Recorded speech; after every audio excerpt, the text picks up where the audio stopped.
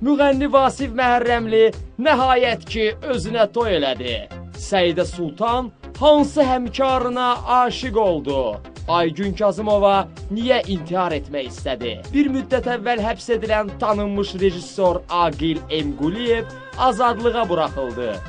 Siyavuş Aslanın səhhəti yenidən pisləşdi. Habil Əliyev 86-cı doğum günündə özünə nə arzuladı?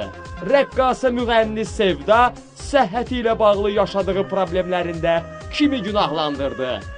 Ayan hər kəsi necə təəccübləndirdi? Şou biznesin mələyi və şeytanı kimlərdir?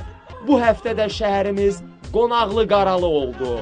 Məşhur türk aktyoru Hüseyin Avni Azərbaycanlı olduğunu şou məkana etiraf elədi. Brilliant Dadaşovanın konsertində nələr yaşandı? Roza Zərgərlinin mahnısı oğurlandı. Zamiq efirlərdə az-az görünməsi və şəxsi həyatı ilə bağlı açıqlamalarıyla şou məkanda, xarici şou arenalarda yaşananlar.